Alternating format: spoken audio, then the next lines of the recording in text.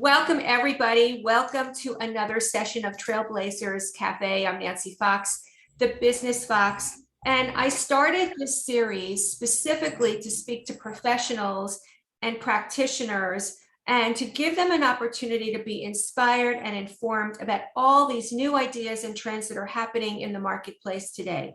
This series is sharing all about people who are doing new things, thinking new thoughts, are creating new opportunities in the professions. And it's really all about life reimagined, creating a life that you love and reimagining it in completely new ways. Now, today, I have an amazing guest. I just think the world of her. I met her a few months ago on LinkedIn, and she's now a LinkedIn star. Her name is Flo Nicolas, and there are three very important letters after her name, ESQ, which is pretty traditional. She's a lawyer, but she's anything but traditional. So I want you to give a warm welcome to Flo Nicolas. Hi, Flo. How are you? Good. How are you today? I am so happy to have you. Let me tell people a little bit about on your LinkedIn profile, you have a few taglines that I think are just really are so expressing and are so bold. That's the other thing. You're very bold. You are the non-boring lawyer, woohoo, and you're also the contract tech queen. I mean, those are Yes. pretty bold, right? So I want to know the first thing I want to ask you, and I know we want to get into your business and what you've created and what you're working on, but before we get there, I'd love to have you share with the listeners to this series and watchers of this series. Have you, in your like along the way, have you pretty much been a groundbreaker, a trailblazer, or have you been traditional in the past, and this is pretty much a new direction for you?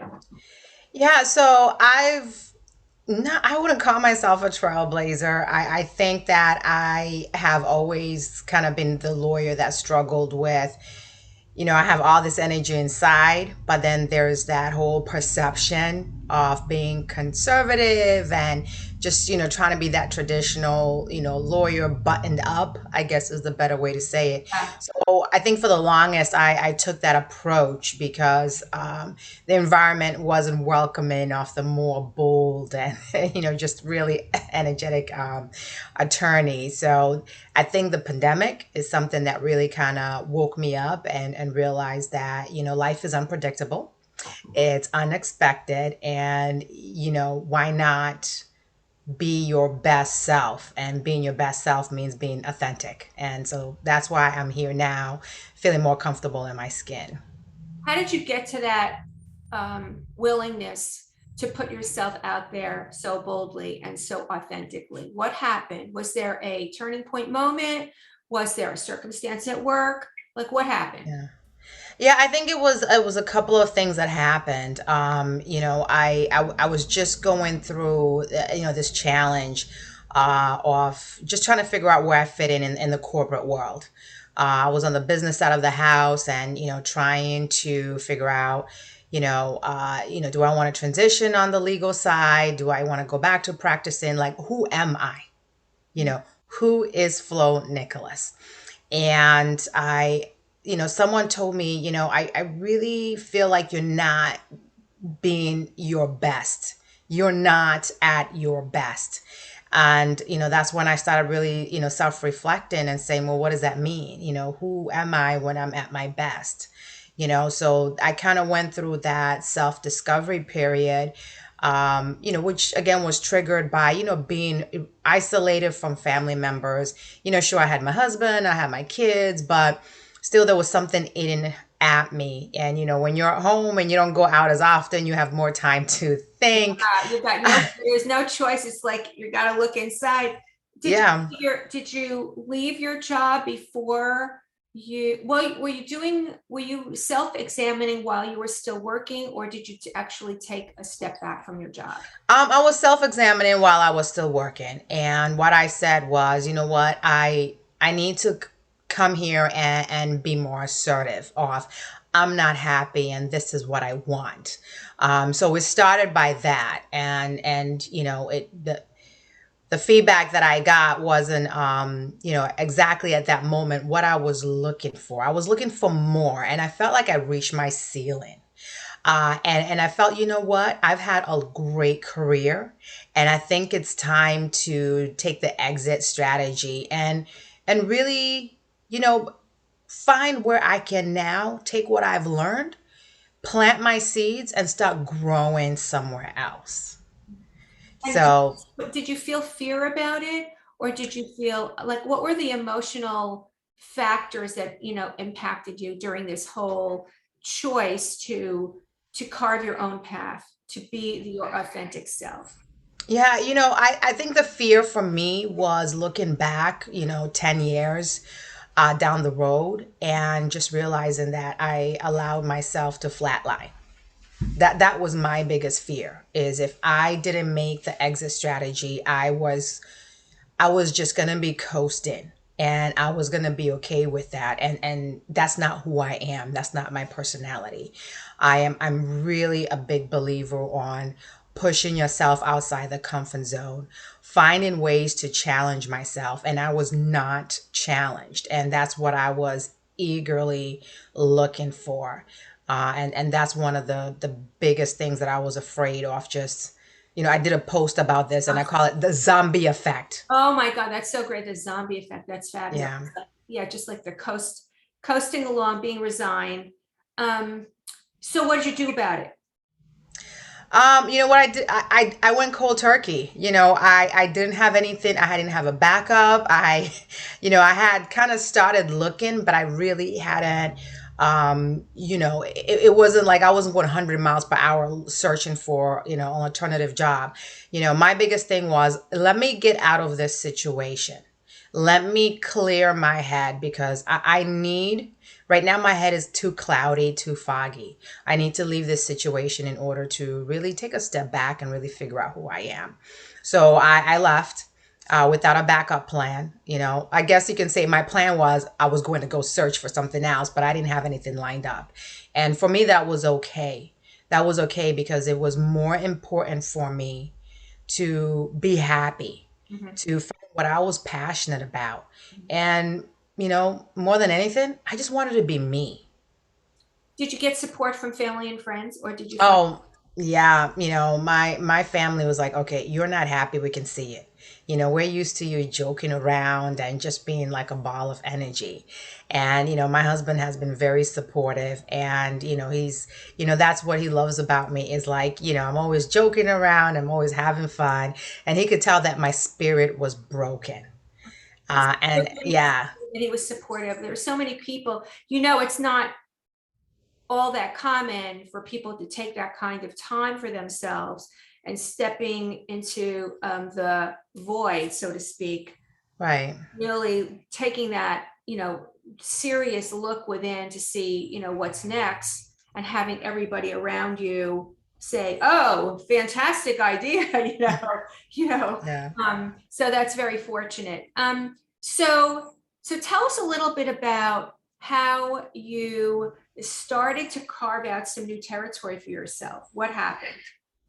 Yeah, so I really was not very active on LinkedIn. I had a chance of speaking with a couple of VPs, just to say, well, what advice would you give me? I'm on this journey of trying to figure out who I am, and they said, listen, you need to be on LinkedIn. They're like, I'm here in this VP position because a recruiter found me on LinkedIn. I didn't go searching for it. They came searching for me. And I'm like, wow, how do I get to that status where they're searching for me, when I'm being recognized? And they said, you need to work on your LinkedIn profile and you just need to be visible. You need to show that you have a value, Mhm. right? You have a value, you're valuable. There's something about you, that additional asset that you need to show that will attract others to come to you. So that's the first step I had to do was really kind of bring it, right? I had to bring it on LinkedIn and figure out my niche. So I think I'm gonna write that one down. Like I think, okay. Flo says, "Bring it." Okay, these words matter because people get Yeah. that. The emotional of bringing it, I think, is, I don't know. It just gave me like goosebumps. Like I gotta bring it, right? So and you landed on the whole thing about tech and contracts. Yeah. That became your thing. How, Yes. how'd you get there? So, working in telecom, we were dealing with like a massive load of work. And it also dealt with having to review tons of license agreements and negotiating. And it was always like manual, hard labor. And so I ran into a couple of people on LinkedIn that were talking about legal technology, which I've used various tools, contract management tools. I already knew about, technology and the need for technology in terms of, helping with really manual labor that can be automated. So I started following a couple of people and really started listening to what they're saying. And I'm like, oh my goodness, that's what I've been preaching, but I just didn't have a platform. Uh-huh. I didn't have a platform, and I didn't know to what scale of importance this was. And then it's like I started getting more and more people from the legal tech community following me, and I'm following them. And then I started doing more research and really saying, you know what? This is what I've been talking about internally when I was working in telecom, of just looking for these more efficient ways of getting work done and leveraging technology to do it. I just didn't have the platform, and I found it. Mm. And once I found that platform, I found my voice. So what do you love most about having carved out this new path for yourself? What rings your bell most? Yeah, because I'm doing something that I'm passionate about. Most of the time we hear people say, well, you just need to find a job. You just need to find something that pays the bills, and once in a while you can, whatever, go on vacation with your family, right? And I always thought, like, no, there's got to be more. Like, you got to be able to wake up and be like, oh my God, I'm excited to go to work. I'm going to be doing this. I'm going to be doing that. And for a while, I thought that was like a fairy tale. Right. I felt like it was like a fairy tale that didn't happen, that, nobody, goes to work happy and excited. Are you kidding me? They just want to go collect that paycheck. So what I'm excited about is that I'm doing what I'm passionate about.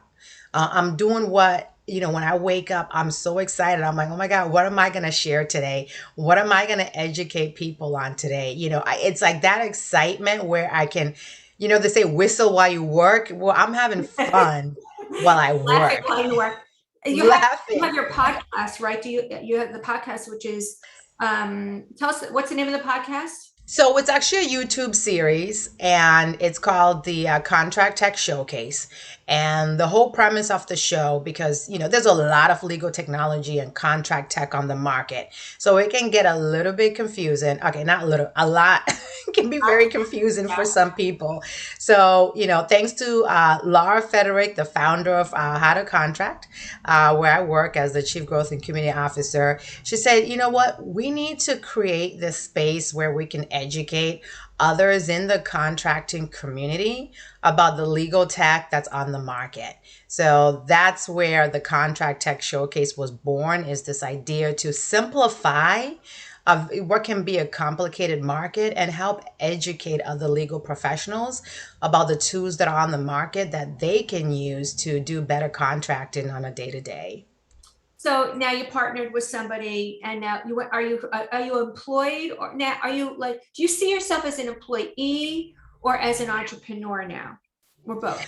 I think you can be both, because I see a lot of people who work for companies, and then they're also entrepreneurs and have startup companies. So I really see myself as both. Laura and I have an amazing relationship. And the platform that she's created for the contracting community is just like fantastic. And I'm really excited to be a part of that. But also at the same time, I have the ability to also build my brand, which is the non-boring lawyer. So because also for me, my background is contracts, but also my passion is tech. So taking the both of two worlds that I'm passionate about and kind of putting it together is awesome for me. It's like a perfect marriage, It right? is. Perfect marriage. So when people come to you, they would be coming to you for, I mean, I just want to be very specific. Are they coming to you for legal advice? Are they coming to you for coaching? Are they coming to you? What are they coming to you for? Or both? Or all? Or Yeah, I mean, I guess it all depends. I've had other lawyers reach out to me who are trying to get into the legal tech sector, and maybe they were doing something else. Like I had someone who was doing, finance, even the finance world as a lawyer, and they were trying to break into the legal tech. And I had someone else who was working, doing government work, and they want to break into legal tech, and they actually just did. And actually, they sent me a message yesterday thanking me because I helped them clean up their resume and their LinkedIn and just the key buzzword that they should look out for when it comes to legal tech. you're And they really actually just advisor. landed a job. Yeah, you're being an advisor, mentor, guide, pilot. Yeah. Yeah. Yeah, that's what I would say. I'm not giving legal advice out right now. Anyone who's looking for, hey, how can I'm in this bad situation, and how can I break free? How can, we all kind of reach a crossroad. And for me, I had people like Laura Frederick and Lisa Lang Yeah. who were there for me. Yeah. I was feeling like, not the best. At my worst, I had two of the most powerful people on LinkedIn reach out to me and say, we believe in you. You are way better than what you think you are, and you underestimate yourself. And just that has had the biggest impact on who I am today. The And life to be able to play forward to others, I I would do it. beautiful thing. It's really well, and having observed, because I spoke to you before you had just left your job. So I spoke to you months ago. You had just left, and the transformation is so freaking remarkable. Had to really bring you here to share this with other people, so that this is like a beacon of light for a lot of people, and to break this kind of ground, to share how you did it, to share your thinking process, to share some of the challenges that you went through, I think it's not only inspiring, but it's also informative, because it gives people ideas about how they could do it too. So Yeah. so let me ask you this. First of all, I want to ask you, I have two more questions for you. One, what is it going to take, do you think, to encourage more professionals to become forward thinkers and trailblazers or groundbreakers? Like, in other words, not follow the traditional rules. Yeah. What do you think it's going to take? Yeah, I think what it is it all comes down to the platform. I'm fortunate where I was able to build a community on LinkedIn that has been very supportive and encouraging. So you think You LinkedIn know, is important for them? LinkedIn is not going to be important for everyone, right? I think you've got to find your community, whether it's on LinkedIn or whether it's, with family members or friends or where you work now. It's finding that community where, you're being given the platform, you're being encouraged, right? You're being encouraged to be your true, authentic self. And I think for a lot of people, that's the struggle. That's the struggle, is finding that platform where you can show up and say, here I am. Mhm. This is me. I love it. I love it. I think that is it's certainly resonating with me, because I've watched so many people say, I would do it, but I would go for it, but I Yeah. could, like all that, right? So, and then the other question I have for you that I think is really will really be a cool way for you to share, like the authentic you, the inner you. What is the number one pearl of wisdom that you would like to share with other people, other professionals who are looking to create that, to be their authentic selves, Yeah. to go out on that limb for themselves and trust that that's going to be right for them? What would you say to them? I would say just do it. And I would say just do it and know this, that you are not alone, Yeah. right? You are not alone. There are so many people that reach out to me that say, thank you, because that's how I feel. And at one point I thought maybe I'm the only one that feels like this. Like maybe there's something wrong with me. But you are not alone. Like every day there are people from across industries who struggle with just really trying to figure out who they are and how they belong.